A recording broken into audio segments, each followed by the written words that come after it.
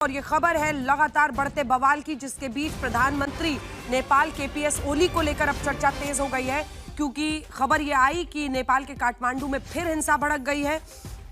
और इसी के साथ साथ आपको बता दें, 3 बड़ी बातें जो इस पूरे मामले में कही जा रही हैं, उनमें सबसे पहली बात यही है कि ऐसा मुमकिन है कि नेपाल से चले जाएं फिलहाल केपीएस ओली, जो कि प्रधानमंत्री हैं इस वक्त नेपाल के सत्तारूढ़ दल के नेता और नेपाली कांग्रेस पार्टी के अध्यक्ष शेर बहादुर देउवा के घर पर प्रदर्शनकारियों का कब्जा होने की खबर है। आपको बता दें, हिमालय एयरलाइंस का विमान तैयार किया जा रहा है। ऐसा मुमकिन है कि वो दुबई के लिए रवाना हो जाए। देउवा निवास में रहे आधा दर्जन गाड़ियों को आग के हवाले कर दिया है प्रदर्शनकारियों ने। और आगजनी की खबर है ये, जो फिलहाल आती हुई नेपाल से बताई जा रही है। आपको बता दें, इससे पहले जो सूत्रों के हवाले से खबर आई है, सबसे बड़ी वो यही है। पंकज दास हमारे साथ जुड़ गए। प्रधानमंत्री ओली निकट सूत्रों से मिली जानकारी के मुताबिक दुबई जाने की तैयारी पर विचार कर रहे हैं। पंकज दास, क्या माने, कितनी सच्चाई है और क्या वाकई पीएम आवास, इससे पहले स्वास्थ्य मंत्री, गृह मंत्री, इन सब का इस्तीफा हो चुका है 3 मंत्रियों का, और अब पीएम पर आंच आ रही है, वो नेपाल छोड़कर जा सकते हैं? जी बिल्कुल। यहाँ से जो अभी खबर मिल रही है, प्रधानमंत्री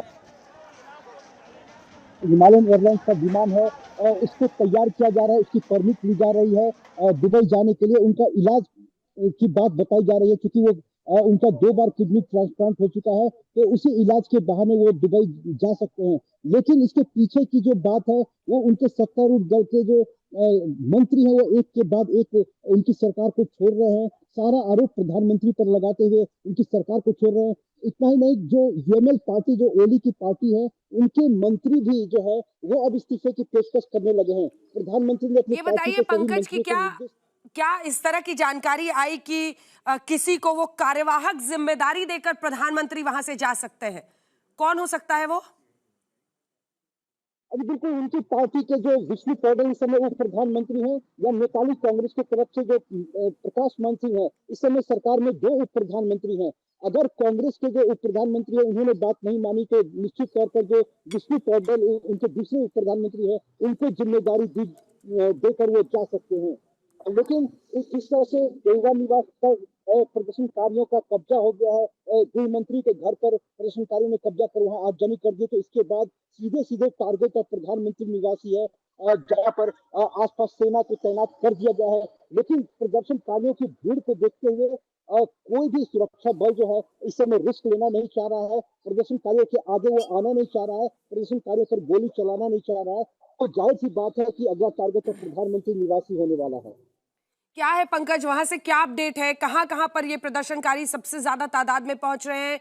क्या प्रधानमंत्री आवास के आसपास जो खबर आई थी कि वहां पर पहुंच रहे हैं, वो हो गया है? मंत्रियों के घर के आसपास भी खबर आ रही है कि जो गृह मंत्री हैं उनके घर के आसपास पहुंच गए प्रदर्शनकारी।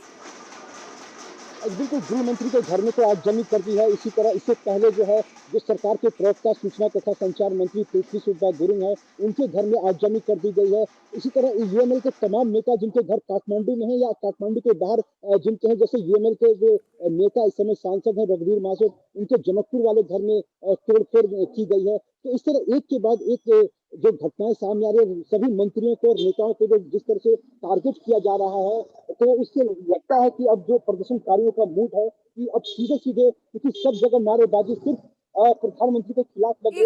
ये खबर आ रही है, इसकी आप कंफर्मेशन कीजिए कि खुमलतार में जो घर है पुष्प कमल दहल का, प्रचंड का, उनके घर तक प्रदर्शनकारी पहुंच गए और वहां गेट वेट में तोड़फोड़ की है। जी बिल्कुल, ये सारे नेताओं का घर चिन्हित करके जो प्रदर्शनकारी अलग अलग समूह में वहां पहुंच रहे हैं। जैसे कि मैंने बताया अभी थोड़ी देर पहले, जो सत्तारूढ़ पार्टी के अध्यक्ष है शेर बहादुर देउवा, उनके घर में प्रदर्शनकारी पहुंच गए हैं। और अभी अभी ये भी खबर मिली है कि जो प्रचंड विपक्षी दल के नेता हैं, जो लगातार सरकार पर दबाव बना रहे थे कि इस जो कानून सरकार ने प्रतिबंध जो लगा, इसको वापस लेना चाहिए, और प्रदर्शनकारियों के पक्ष में थे। लेकिन प्रदर्शनकारी इस समय ये बीच वाला वीडियो देखिए, ये बीच वाला वीडियो देखिए। आग का ऐसा लगता है जैसे एक गोला, मतलब ऐसा मुमकिन है कि कुछ जलाकर फेंका जा रहा हो, लेकिन गेट के इस पार से गेट के अंदर की तरफ ये फेंका गया है। और ये खबर आ रही है कि तमाम जितने भी नेता हैं, चाहे वो प्रचंड का घर हो या फिर जो अन्य नेता हैं, जो प्रधानमंत्री हैं केपीएस ओली, उन सब के घरों तक प्रदर्शनकारी पहुंच गए हैं। पुष्प कमल दहल के घर के अंदर भी गेट को भी बताया जा रहा है नुकसान हुआ है और पूरी कोशिश हो रही है कि गेट तोड़कर अंदर घुसा जाए। ये अलग अलग जगहों से प्रदर्शनकारियों की तस्वीरें आ रही है जो इस वक्त आप टेलीविजन स्क्रीन पर देख रहे हैं और इसी तस्वीर में आप देखेंगे कि जैसा एक छोटा सा आग का गोला जैसा है, कुछ जलाकर ऐसा लगता है कि गेट के अंदर फेंका जा रहा है। चाहे गृह मंत्री हो, कृषि मंत्री हो, स्वास्थ्य मंत्री हो, ये तीनों पहले इस्तीफा दे चुके हैं। ऐसे में अब सारा का सारा दबाव प्रधानमंत्री पर है, केपीएस ओली पर है, जो इस वक्त नेपाल के प्रधानमंत्री हैं। खबर आ रही है सूत्रों से कि वो ऐसा मुमकिन है कि हिमालयन एयरलाइंस से वो निकल जाए, विमान तैयार किया गया है, वो निकल जाए सीधा दुबई के लिए। स्वास्थ्य कारण बताए जा रहे हैं, लेकिन वो किसको कमान सौंप कर जाते हैं इस पर भी नजर आएगी। दूसरी तरफ ये जिसे जेन जी विरोध प्रदर्शन कहा जा रहा है, जेन जी यानी जो युवा हैं वहां पर वो सड़कों पर निकले हैं। बैन को तो हटाने की बात हो गई, लेकिन दूसरी तरफ वो बीते दिन से ये कह रहे हैं कि जो भ्रष्टाचार नेपाल में हो रहा है हम उसके खिलाफ सड़कों पर है, हम यहाँ की सरकार जो मनमानी कर रही है उसके खिलाफ सड़कों पर है। और ये देखिए फिर से तस्वीरें आ रही हैं जिसमें जबरदस्त पत्थरबाजी करते विरोध प्रदर्शनकारी दिख रहे हैं। पुलिस आगे से अपना कवच लेकर आगे बढ़ रही है, अपने आप को भी बचाने की कोशिश कर रही है। इसी के साथ जो वीआईपीज वहां पर हैं, जो बड़े बड़े मंत्री हैं, प्रधानमंत्री हैं, उन सबके घरों की भी रक्षा के लिए सबकी तैनाती की गई है। लेकिन फिलहाल स्थिति पंकज क्या कल से ज्यादा उग्र हो गई है? ये बिल्कुल कल से ज्यादा उग्र हो गई और नियंत्रण से बाहर हो गया है। पुलिस के कई जगहों पर पुलिस और जो अन्य सुरक्षा बल हैं और उन्होंने हाथ खड़े कर दिए हैं कि वो सुरक्षा नहीं दे सकते हैं। आज सुबह ही कई नेताओं ने पुलिस चीफ को फोन करके उन्होंने सुरक्षा की मांग की थी, लेकिन पुलिस चीफ का कहना है कि हम बाकी जगह की रक्षा नहीं कर पा रहे, तो नेताओं के घर की सुरक्षा हम कैसे कर सकते हैं। किसी भी नेता को कोई विशेष सुरक्षा नहीं दी जाए, क्योंकि प्रधानमंत्री एक संवैधानिक पद है, इसलिए उनके यहाँ पर विशेष सुरक्षा की व्यवस्था की गई है। लेकिन अन्य किसी भी नेताओं के घर पे इस तरह की कोई भी सुरक्षा नहीं किया गया। और जहाँ प्रदर्शनकारी पहुंच जा रहे हैं, अगर सुरक्षा बल वहां पर मौजूद नहीं है तो प्रदर्शनकारियों के आने से बाद वो वहां से हट जा रहे हैं, क्योंकि जिस तरह से गुस्सा और आक्रोश युवाओं में देखा जा रहा है इन नेताओं के खिलाफ में, इसके आगे पुलिस वाले अब कल जिस तरह से बर्बर उन्होंने एक दमन किया था वो आज दोहराने के मूड में बिल्कुल भी नहीं है। तो इसलिए कल से ज्यादा ही कर्फ्यू का कोई भी नामो निशान यहाँ पे दिख नहीं रहा। पूरे काठमांडू में कर्फ्यू लगाया, लेकिन हर मोहल्ले में यहाँ पे अलग अलग छोटे छोटे समूह बनाकर युवा जो है वो नेपाल का झंडा लेकर प्रदर्शन कर रहे हैं। कल कुल कितना जानमाल के नुकसान की खबर थी पंकज? मुझे लगता है कि जो बहुत सारे युवाओं की, प्रदर्शनकारियों की कल मौत भी हुई थी। लास्ट आंकड़ा 20 लोगों का आया था। इस वजह से भी और भी आक्रोशित हो गए हैं युवा।